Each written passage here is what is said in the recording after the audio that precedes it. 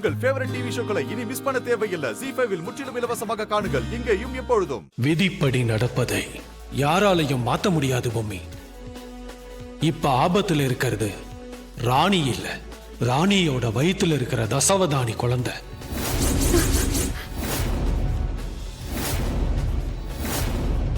தசாபுத்தி காலங்கள்ல மாரகரும் பாதகாபதியும் சேரும் போது தசவாதானி குழந்தைக்கு மாரகம் எனும் மரணம் சம்பவிக்க நேரும். சாதாரண குழந்தையா இருந்த ராணி வயித்துல இருக்கிற குழந்தை அப்பவே இறந்திருக்கும்.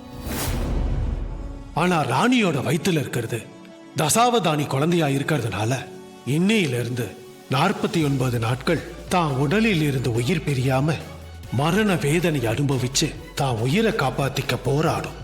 அதனால இப்ப நீ முதல்ல ராணியோட வயித்துல இருக்கிற குழந்தைய காப்பாத்தணும். சாமி, இப்போ ராணியோட நிலைமை என்ன? இன்னையிலிருந்து 49 நாட்களுக்கு ராணி மூர்ச்சையாகணும்.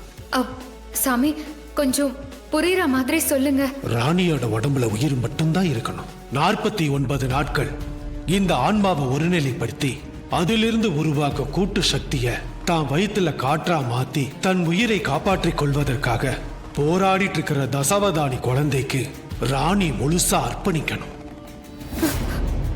அப்படி அர்ப்பணிச்சா மட்டும்தான் 49 நாட்கள் கழிச்சு 2 உயிர்களும் இந்த பிரபஞ்சத்தில் இயங்கும். இல்லைன்னா அதுல ஒரு உயிர் மட்டும்தான் இயங்கும். ராணி கிட்ட இந்த விஷயத்தை சொல்லி 49 நாட்கள் மனசை ஒருநிலைப்படுத்துகிற தவ நிலைக்கு அனுப்பணும். அதுவும் ராணியோட முழு சம்மதத்தோட நடக்கணும்.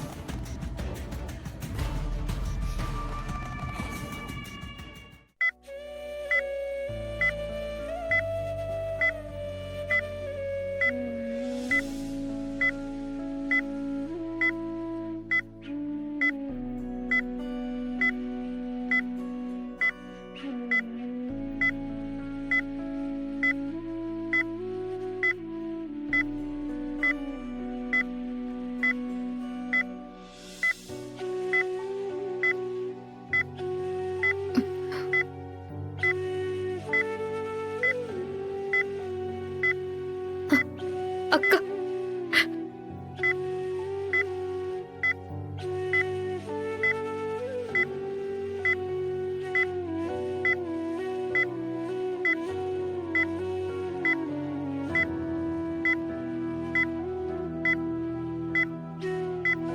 நச்சுக்கா, என்னத்துக்கோசரம் நீ அழுவுற? அதான் நீ வந்துட்டல்ல, எனக்கும் ஒன்னும் ஆகாது. என் வயிற்றுக்குள்ளார இருக்கிற பாப்பாக்கும் ஒன்னும் ஆகாதுக்கா. இல்ல ராணி, 2 பேர்ல ஒருத்தர் தான் பொழைக்க முடியும். ZEE5 ஆப்பை டவுன்லோட் செய்து அனைத்து எபிசோடுகளையும் இலவசமாக பாருங்க.